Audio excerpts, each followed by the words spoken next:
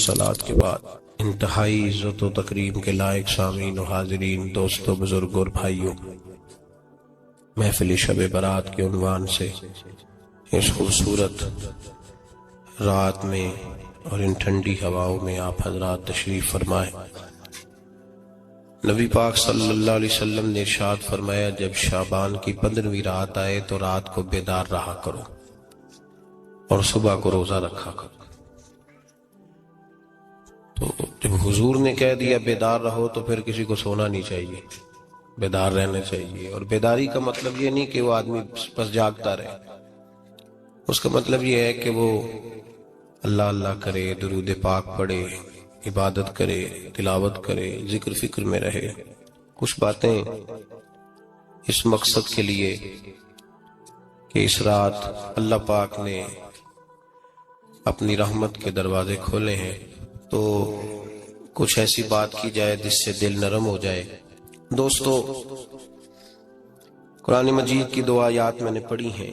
اللہ کریم نے فرمایا، یا ایھا الذین آمنوا اتقوا اللہ حق تقاتہ، اے ایمان والو اللہ سے ڈرو اور اتنا ڈرو جتنا ڈرنے کا حق ہے۔ ڈرو اللہ پاک سے، اور جس طرح تم کسی سے ڈرتے ہو، ڈرنے کا حق ہوتا ہے، وہ حق ادا کرنے کی کوشش کرو۔ ہم میں سے بہت سارے لوگ ڈرتے ہیں کچھ لوگوں سے، اور جب وہ ڈر رہے ہوتے ہیں تو انہیں احساس ہوتا ہے۔ اللہ پاک نے ہمارا وہ احساس خود بیان کر دیا ہے۔ فرمایا، جب تم کسی سے ڈرتے ہو تو تمہیں اس کا احساس ہوتا ہے کہ تم کتنا ڈرتے ہو، تو پھر تم کوشش کرتے ہو کہ تم وہ کام نہ کرو جس سے وہ بگڑ جائے گا، ناراض ہو جائے گا۔ جو لوگ قانون سے ڈرتے ہیں وہ اشارہ نہیں توڑتے، کچھ بھی ہو جائے اشارہ نہیں توڑتے۔ انہیں پتہ ہے کہ یہاں اشارہ توڑیں گے تو الجھ جائیں گے، اور جہاں انہیں فکر نہ ہو کہ کوئی پوچھنے والا نہیں، وہاں ہم نے دیکھا ہے کہ لوگ اشارہ توڑ دیتے ہیں۔ اللہ تبارک و تعالیٰ نے موقع دیا، میں حرمین شریفین حاضر ہوا تو وہاں ایک روڈ دائری روڈ کہلاتا ہے۔ اس روڈ سے پیدل چلنے والے نہیں گزر سکتے۔ وہ کہتے ہیں جی اس روڈ سے پیدل والا نہ گزرے، ان کے لیے علیحدہ جگہ ہے۔ قانون یہ ہے کہ اگر کوئی پیدل آدمی وہاں سے گزرے اور اس کا ایکسیڈنٹ ہو جائے تو وہ حکومت یہ کہتی ہے کہ یہ کیوں یہاں سے گزرا تھا، لہذا کوئی مقدمہ نہیں ہو سکتا۔ وہاں ہم نے دیکھا ہے کہ لوگ اس سڑک پہ پیر بھی نہیں رکھتے، کہتے ہیں مر گئے تو بنے گا کچھ نہیں۔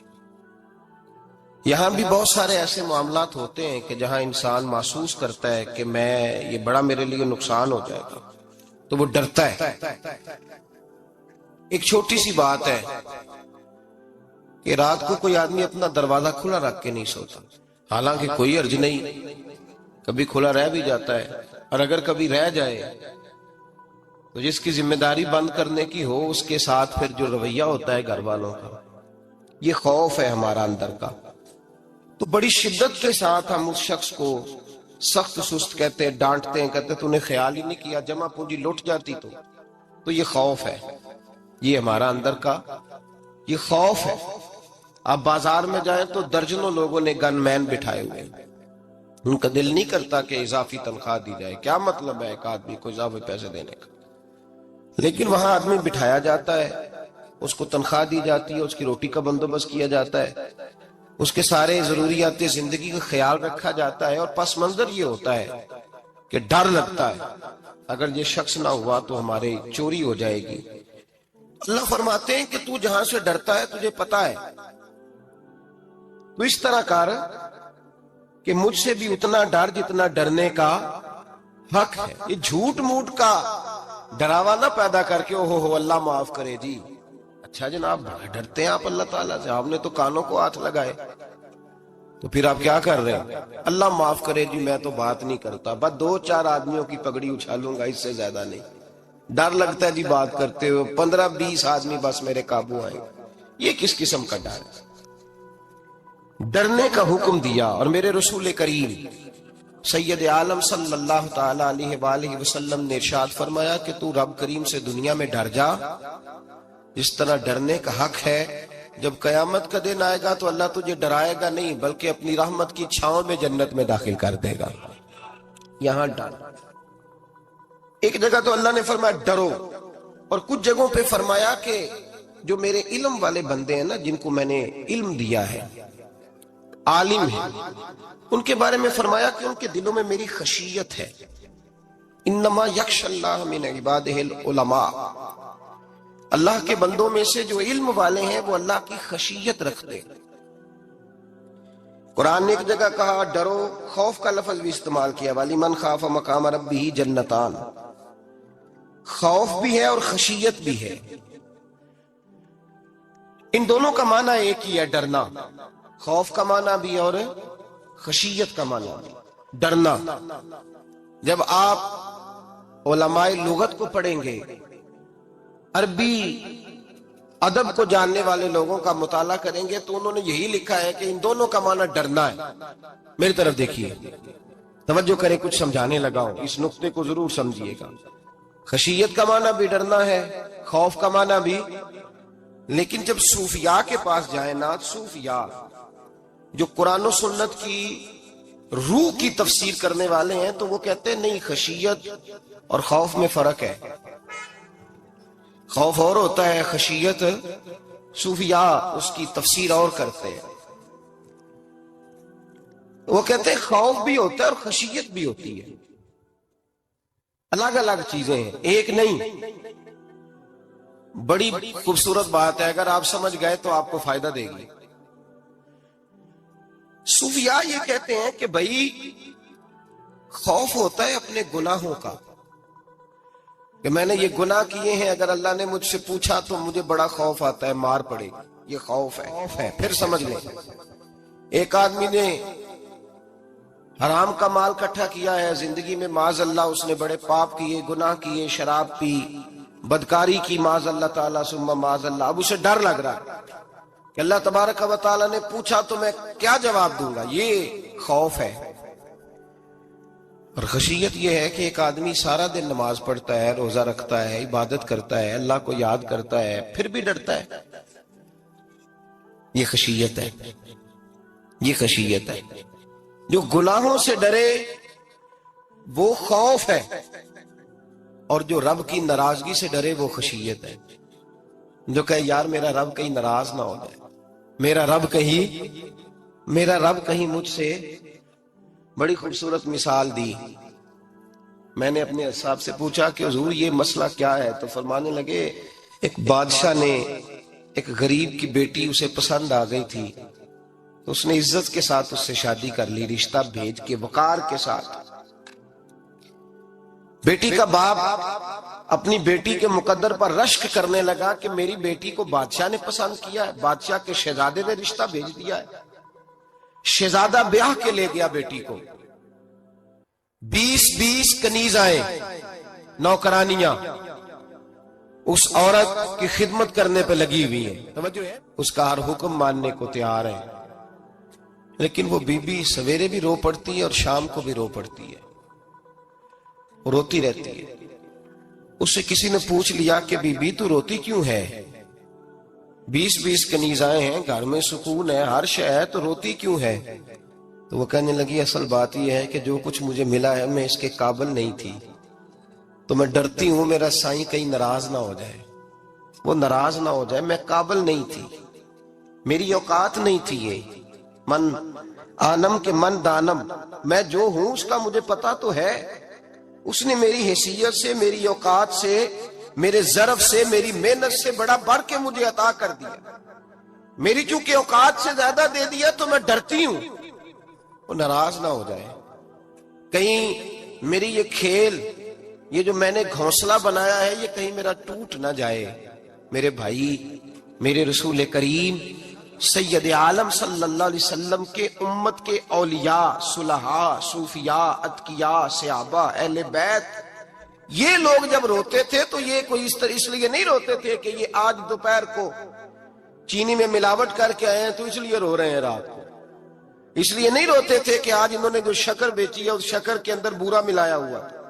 اس لیے نہیں رو رہے کہ آج 10 15 20 لاکھ رشوت کا مال بینک میں جمع کر، اس لیے تھوڑی روتے تھے.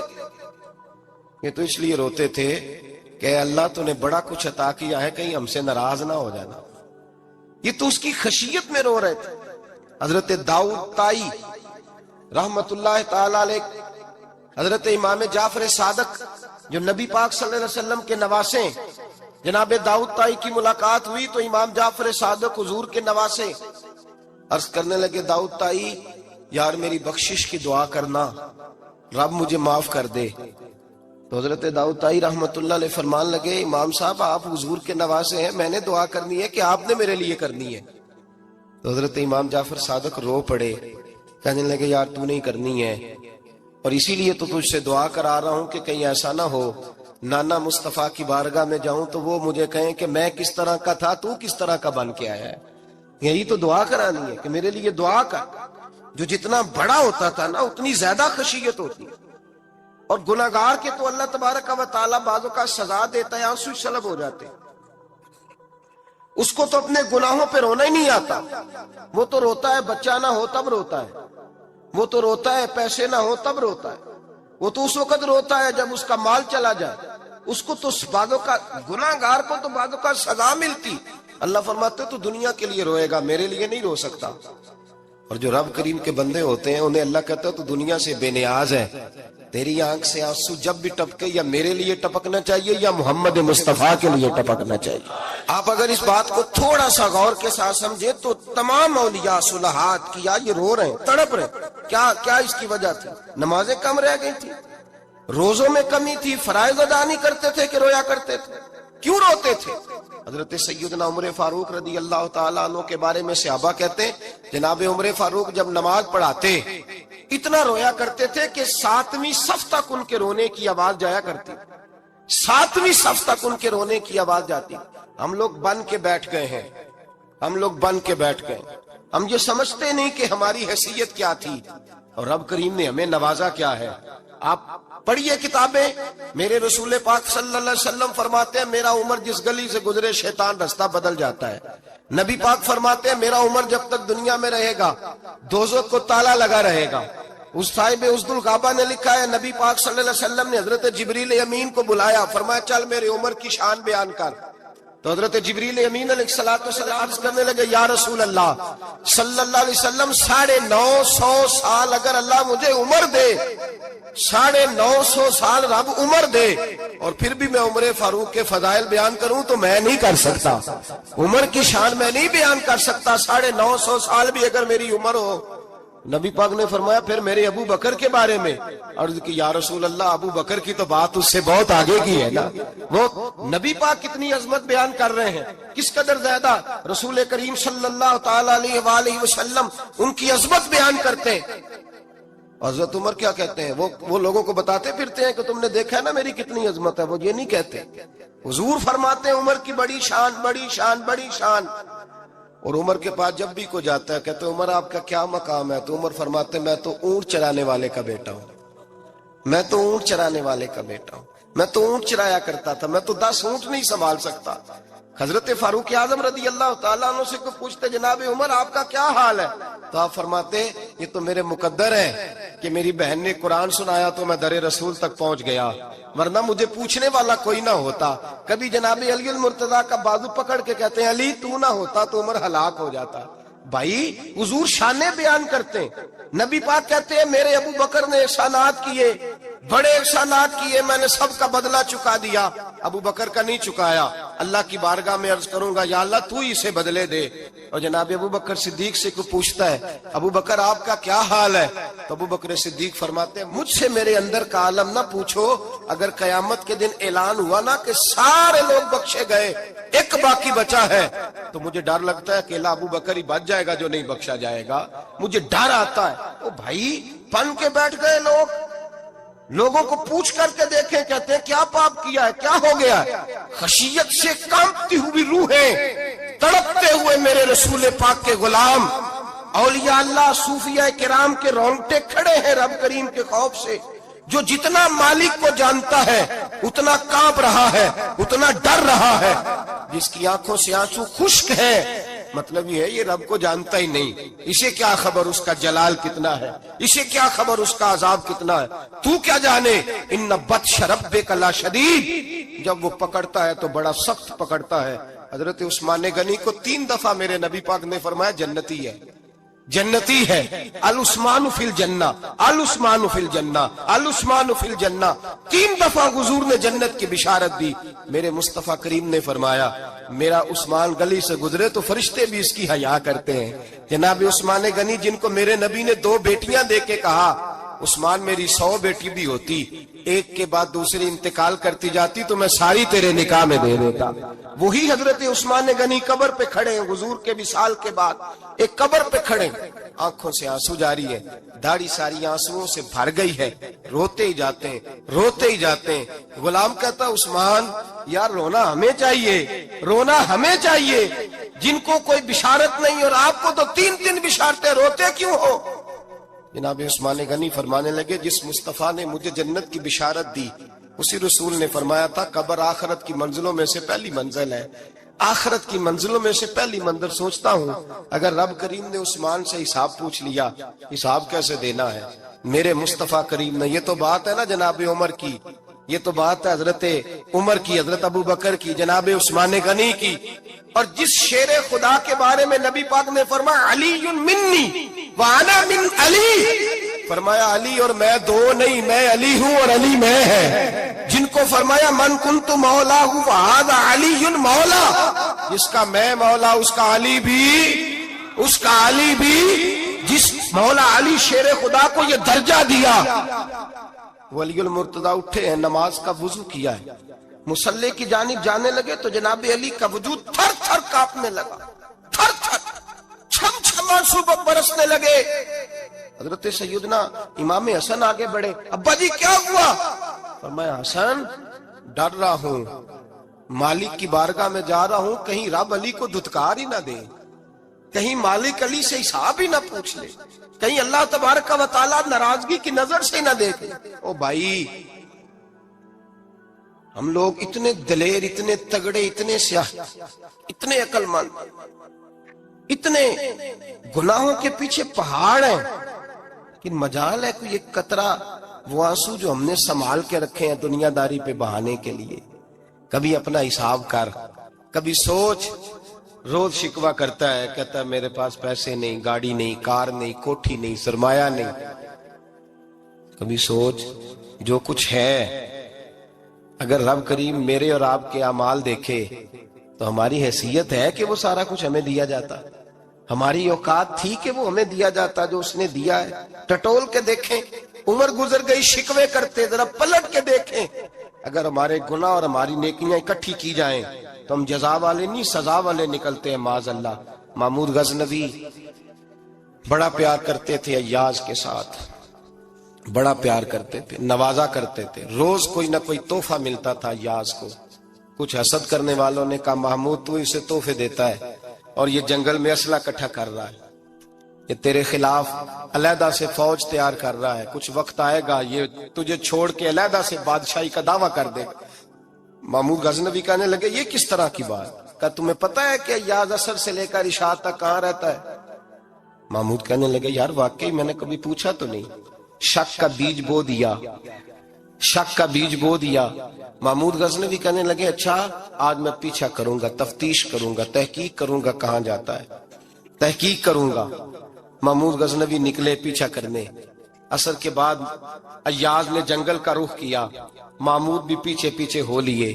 کہتے ہیں جنگل کے بیچ جا کے ایک جھونپڑی آئی، اس جھونپڑی کے اندر ایاز گئے، دروازہ کھولا اندر چلے گئے۔ مجھے بڑا غصہ تھا کہ ہر بات مجھے بتاتا ہے، یہ کیوں نہیں بتائی؟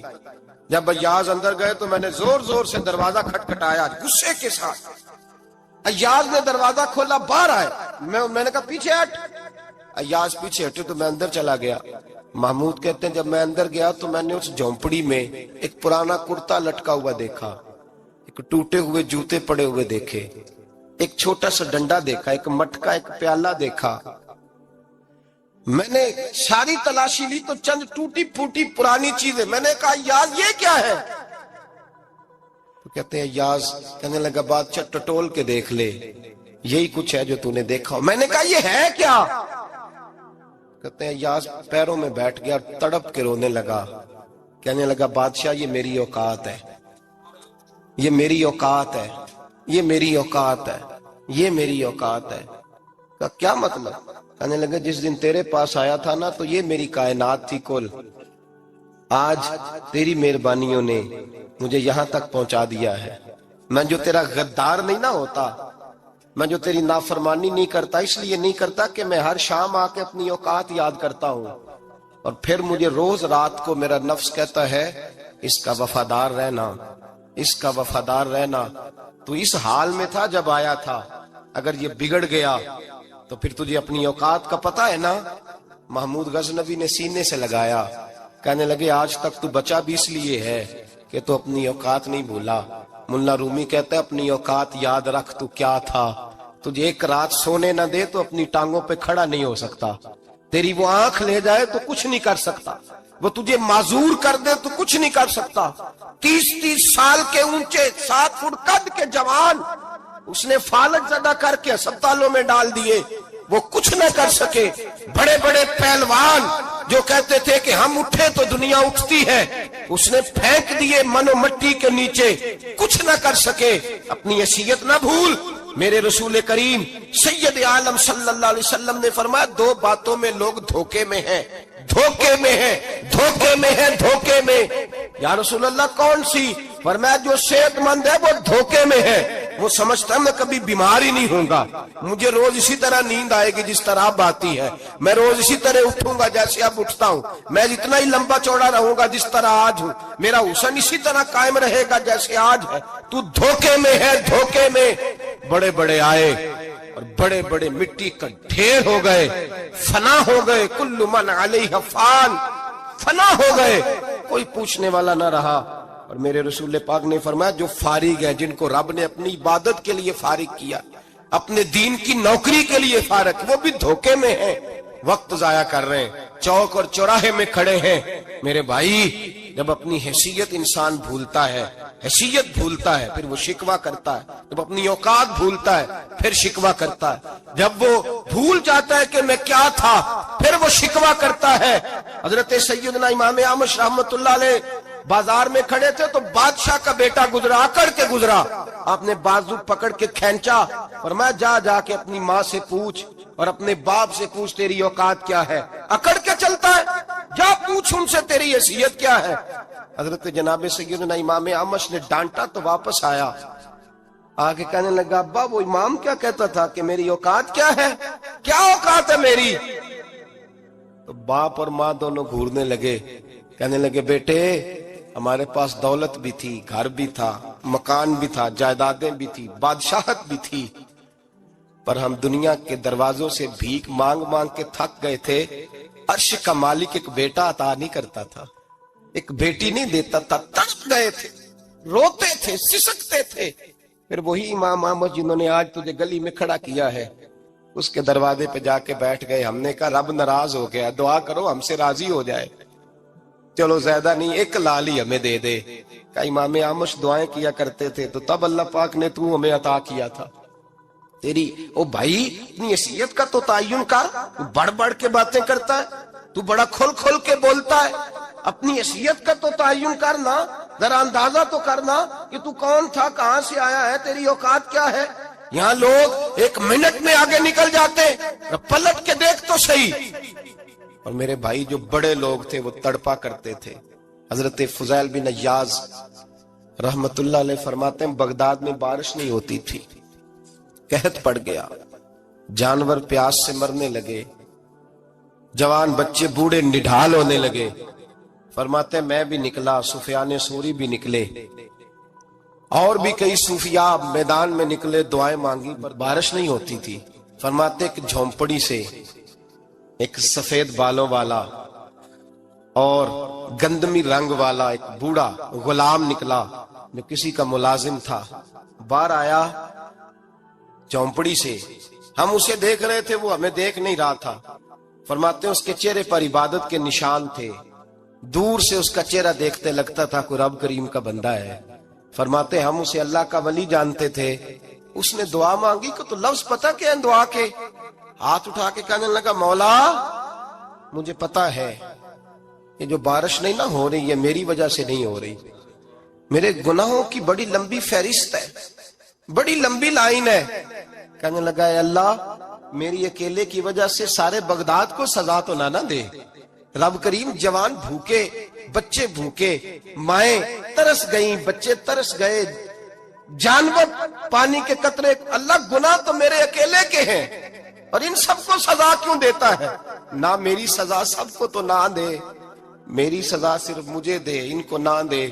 کہتے ہیں ابھی اس کے ہاتھ اٹھے ہوئے تھے، دعا بول رہا تھا، رب کریم نے فوراً بارش عطا فرما دی۔ فرماتے ہیں کھل کے بارش برسی۔ میں نے لوگوں سے پوچھا پتہ کرو کس کا غلام ہے، کہا فلاں آدمی کا۔ حضرت فضیل بن عیاض کہتے ہیں میں شام کو گھر چلا گیا، اس کے آقا سے بات کی، خرید لیا۔ میں جب اس کو خرید کے لایا، گلی میں جا رہے تھے تو مجھے کھڑا کر کے کہنے لگا فضیل میں نکما سا آدمی ہوں، بال بھی سفید ہیں، مجھ سے تو زیادہ کام ہی نہیں ہوتا، کیوں تو نے پیسے خرچ کیے؟ میں اس قابل ہی نہیں تھا، کیوں خریدا؟ تو حضرت فضیل ابن عیاض کہتے ہیں میں نے اس کو کہا کل جو تو نے دعا مانگی تھی تو نہیں دیکھ رہا تھا، ہم دیکھ رہے تھے، تو تو مقبول ہے رب کریم کی بارگاہ کا، تجھے اس لیے خرید کے لایا ہوں تو مقبول ہے۔ کہتے ہیں یہ لفظ سنے تو ٹھہر گئے، وہ کہنے لگے اچھا آقا مجھے 5 منٹ کا وقت ملے گا؟ میں نے کہا ہاں ہاں ضرور ملے گا۔ کہتے ہیں انہوں نے وہی نماز کی نیت باندھ لی، 2 رکعتیں پڑھی اور 2 رکعتیں پڑھ کے ہاتھ اٹھائے، کہنے لگے مولا تیرا اور میرا راز تھا، تو نے راز کیوں کھولا؟ اللہ مسترنا بستری کل جمیل، یا اللہ تیرے پاس پیارے پیارے پردے ہیں، ایک پردہ مجھے عطا کر دے، مجھے اپنا رکھ، مجھے لوگوں کے سامنے میرے پردے نہ کھول۔ آپ فرماتے ہیں یہ کہہ کہ وہ زمین پہ بیٹھے کلمہ شہادت پڑھا، ان کی روح پرواز کر گئی۔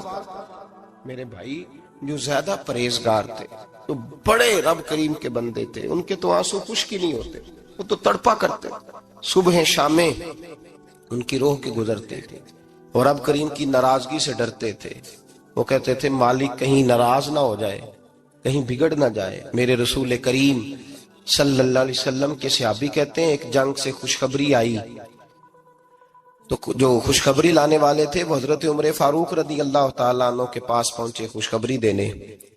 حضرت عمر رضی اللہ تعالیٰ عنہ کھڑے تھے، صحابی نے آ کے کہا عمر مبارک ہو۔ جناب عمر کچھ لوگوں سے گفتگو کر رہے تھے، بات چیت جاری تھی، کہا مبارک ہو فتح ہو گئی۔ حضرت عمر کہنے لگے ٹھہر تو جا، اس سے تو بات کر لینے دے جس سے کر رہا ہوں، جب کہنا ٹھہر تو جا۔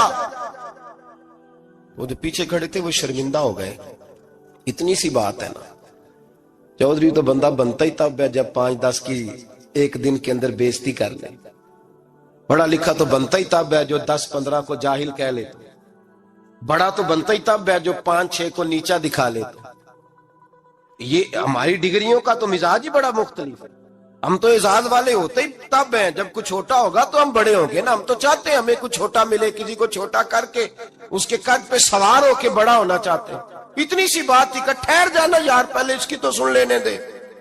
وہ شرمندہ ہو گئے صاحب، جب وہ شرمندہ ہوئے تو سیدنا فاروق اعظم دوڑے گئے۔ صحابہ کہتے ہیں گارا تھا، کیچڑ تھا، اس گارے میں سر رکھا، سجدہ کرنے لگے، اٹھے، کہنے لگے مولا اپنے عمر سے ناراض نہ ہو جانا، یہ کل تک اونٹ چرایا کرتا تھا، آج تیری مخلوق کو شرمندہ کرنے لگ گیا ہے، یہ اپنی حیثیت ہی بھول گیا، اسے خبر ہی نہیں کہ یہ کیا تھا، یہ آج تیری مخلوق کو شرمندہ کرتا ہے۔ اللہ اپنے عمر سے ناراض نہ ہو جانا۔ وہ شخص کہتے ہیں پیچھے آ کے کھڑا رو رہا ہوں، میں نے کہا عمر کیا کر رہے ہو؟ فرمایا نہیں یار میں نے تجھے شرمندہ کیا ہے، یہ میں بھول گیا تھا کہ میں کیا ہوں۔ بھائی اپنی حیثیت کا تعین کریں، آؤ آج اپنی حیثیت کا تعین کریں، دیکھیں ہم کہاں تھے کہاں بیٹھے، پلٹ کے دیکھیں کیا تھے ہم کیا ہیں، راتیں کہاں گزرتی ہیں، صبح کہاں بیتتی ہیں۔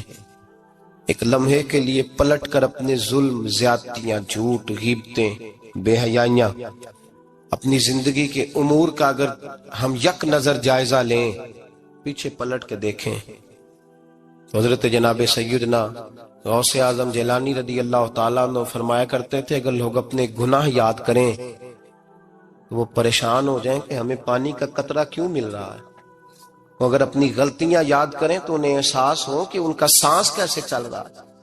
بھائی اگلی بات سنو گے تو اور حیران ہو جاؤ گے۔ حضرت غوث اعظم رضی اللہ تعالیٰ عنہ فرمایا کرتے، آپ فرمایا کرتے کہ اب خیال آتا ہے، اب سوچ آتی ہے کہ رب کریم نے کتنی ڈھیل دی ہوئی ہے۔ ہم ہیں کہ سمجھتے ہیں یہ میری عقل مندی کا کمال ہے کہ مجھے سارا کچھ نافرمانی کے باوجود بھی مل رہا ہے۔ بھائی خشیت الہی پیدا کریں۔ جتنا بندہ بڑا ہوتا تھا اس کے دل میں خوف بھی اللہ کا وہ جانتا تھا۔ حضرت امام اعظم ابو حنیفہ بیٹھے تھے تو ایک بی بی فتویٰ پوچھنے آئی۔ بی بی روز خاوند سے مطالبہ تو کرتی ہے، فلاں چیز چاہیے، فلاں چیز چاہیے، اللہ کرے وہ یہ مطالبہ کرنے لگ جائے کوئی شے نہیں چاہیے، جو چاہیے حلال کا چاہیے۔ آمین تو کہہ دے۔ اللہ کرے بی بی یہ مطالبہ کرنے لگ جائے سوکھی روکھی چاہیے پر چاہیے مجھے جائز دینا، بے شک ایک وقت دینا۔ اللہ کرے یہ مطالبہ ہونے لگ جائے، شب برات کی بڑی مقدس رات، اللہ کرے اس رات یہ مطالبہ ہونے لگ جائے۔ ایک بی بی آئی خاتون، چرخہ کاٹتی ہے، سوت بناتی ہے، حضرت امام صاحب سے مسئلہ پوچھنے آئی۔ کیا مسئلہ پوچھا اس نے؟ کہنے لگی حضرت جی میں نا رات کو اپنی چھت پہ بیٹھ کے چرخہ کاٹتی ہوں، سوت بناتی ہوں، 14ویں رات کا چاند جب چڑھا ہوتا ہے تو اس کی روشنی میں میں چرخہ کاٹتی ہوں۔ کئی دفعہ نا بادشاہ کا لشکر میری گلی سے گزرتا ہے، بڑے بڑے لالٹین انہوں نے پکڑے ہوتے ہیں، بڑے بڑے روشن دان، بڑی بڑی ان کے اندر روشنی ہوتی ہے۔ تو حضرت جی کئی دفعہ نا وہ جب گزرتے ہیں تو ان کی روشنی میں بھی میں کچھ سوت بنا لیتی ہوں۔ مسئلہ یہ پوچھنا تھا کہ اس روشنی میں جو سوت بناتی ہوں اس کی کمائی میرے لیے جائز ہے کہ ناجائز ہے؟ اس کی روشنی میں حضرت امام اعظم نے اللہ اکبر کا اور چھم چھم آنسو گرنے لگے۔ حضرت امام صاحب نے اپنا گریبان پکڑا اور کھینچا، قمیض پھٹ گئی۔ کہنے لگے بی بی مسئلہ چھوڑ، تو پہلے بتا تو ہے کون، کہاں سے آئی ہے، کون ہے، بتا۔ تو کہنے لگی میں حضرت بشر حافی کی ہمشیرہ ہوں، میں حضرت بشر حافی، وہ جو درویش ننگے پیر نہیں پھرتا رہتا بغداد کی گلیوں میں، میں اس عظیم بھائی کی بہن ہوں، بشر حافی کی ہمشیرہ ہوں۔ حضرت امام اعظم فرمانے لگے کوئی اور بی بی آتی تو اس کے لیے جائز تھا، کیونکہ وہ جان بوجھ کے تو کسی کی روشنی نہیں استعمال کرتی، خود آتی ہے، کوئی اور آتی تو جائز تھا، تیرا مقام بڑا ہے، تیرے لیے جائز نہیں، لیے جائز نہیں تو اپنی حیثیت کا تعین کر، یہ تیرے لیے درست نہیں۔ بھائی بڑا تو تب ہوگا جب تیری احتیاط بڑی ہو جائے گی، بڑا تب ہوگا جب تیرا تقوی بڑا ہو جائے گا، بڑا تو تب ہوگا جب تو حلال حرام کے معاملے میں باریک باریک چیز کا خیال رکھے گا۔ اور اگر تو کہ خیر ہے دیکھی جائے گی، ساری دنیا کر رہی ہے، ساری زمانہ کر رہا ہے، فلاں بھی کر رہا ہے، وہ خدا کے بندے یہ کس طرح کا معاملہ ہے، یہ کس طرح کی جمہوریت ہے؟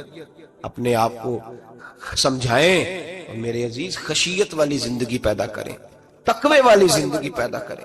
ہم لوگ ایسا وقت گزار رہے ہیں، اور یہ یاد رکھنا ہمیشہ انسان دنیا میں آتے ہیں، اس شہر کے بہت سارے لوگ ہو گزرے، علماء، مشائخ، صوفیاء، تاجر، زمیندار، آپ کسی بھی شعبے میں ٹٹولیں گے تو آپ کو کئی نام ملیں گے۔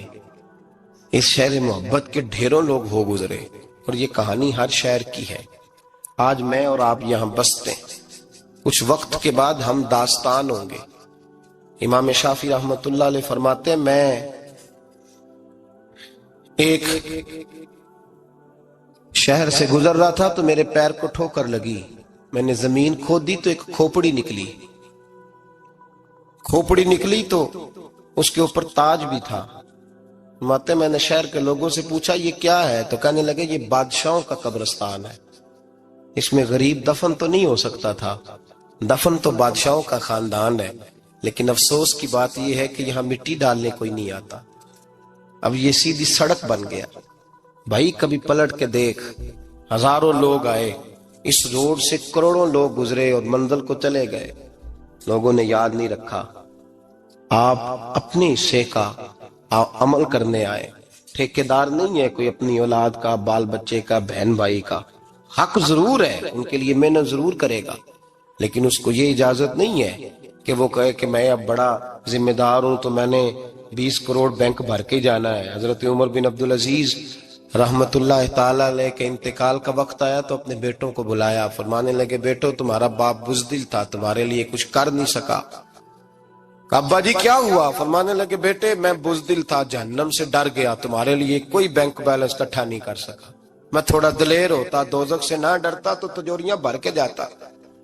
पुराने बादशाह महल छोड़ के गए हैं पर मेरे पास कुछ नहीं है, बादशाह होने के बावजूद मैं फकीर हूं, खाली आ जा रहा हूं। बुज़दिल जो था, आपने जब ये लफ्ज कहे तो बच्चे रोने लगे, कहने लगे अब्बा जी हमें तो फख्र है, हमें तो फख्र है, जिस गली से भी हम गुजरते हैं कपड़े हमारे सादे होते हैं पर लोग दुकानें छोड़ के मिलते हैं, कहते हैं नेक बाप की औलाद जा रही है, ये बड़े मर्तबे वाले बाप की औलाद जा रही। भाई याद रखें, खुशियत इलाही पैदा करें, ना अपनी जात के साथ जुल्म करें। अगर आप कोई भी गलत काम करते हैं तो उसका जवाब आपने देना है। अगर आपने 1 करोड़ रुपया नाजायज कमाया है तो वो अल्लाह आपसे नहीं, आपके बच्चे से नहीं पूछेगा, बीवी से नहीं पूछेगा, बहन भाई से नहीं, वो आपने जवाब देना है। आपने अपने अमाल पर गौर करें। आज शब बारात है, मेरे नबी करीम सल्लल्लाहु अलैहि वसल्लम ने फरमाया कि मेरी उम्मत की इतनी बख्शिश होगी, मदीने में सबसे ज्यादा बनु कल्ब का कबीला बकरियां पालता है, उनकी बकरियों के बालों से भी ज्यादा अल्लाह मेरी उम्मत की बख्शिश फरमाएगा। इसको तौबा की रात कहा जाता है। तौबा का मतलब ये होता है कि अल्लाह मैं आज के बाद गुनाह नहीं करूंगा। तौबा का मतलब होता है कि मैं आज के बाद ये गलती, आपका मुलाजिम कितनी बार गलती करे तो आप रख लेते हैं, एक दिन में 100 दफा करे तो गुंजाइश है उसको रखने की, अल्लाह रख लेता है, कहता तू तौबा कर, है गुंजाइश। मेरा ख्याल है जो 10 बार भी करे उसके लिए भी गुंजाइश है, उसके लिए भी गुंजाइश है। उस्ताद बाप होता है, बच्चे से गलती हो जाए तो कहता तुझे अर्जाना भरना पड़ेगा। बच्चे लगे नहीं होते स्कूलों में, जुर्माने लगे होते हैं, छुट्टी का लहदा है, फलां काम का लहदा है, हालांकि बाप है। भाई अल्लाह फरमाता है तू तौबा कर, और तौबा ये है कि मैं आज के बाद ये गुनाह, इस आदमी ने कल 5 नमाजें नहीं पढ़नी, उसका आज तौबा करने का क्या मतलब है? तौबा का क्या मतलब है कि मैं आइंदा गुनाह, तो जो सवेरे 5 नमाजें नहीं पढ़ना चाहता, कहता कल जोर नहीं मैंने पढ़नी, चलो फजर तक जागना है, फजर पढ़ लूंगा, तो उसने तौबा की है। को मजाक है, अस्तगफिरुल्लाह अस्तगफिरुल्लाह, अल्लाह माफ कर दे, क्या माफ कर दे? सवेरे तो मस्जिद आएगा। भाई आप किसी जगह, हम सादे लोग हैं, देहाती लोग, ये हमारा देहात का माहौल है, बच्चे को मारते हैं ना मदरसे वाले को, तो हम कहते हैं दोबारा करेगा, तो क्या कहते हैं अगो, तो जो बच्चा कहे तुसी थप्पड़ दो मार लो मैं सवेरे फिर करना जी, तो उसको माफी मिलेगी? ये कैसी माफी है कि सवेरे मैं नमाज नहीं पढ़नी जोर की, लेकिन या अल्लाह माफ कर दे, या अल्लाह। ये झूठ है, ये धोखा है, ये मजाक है, मजाक नहीं करे।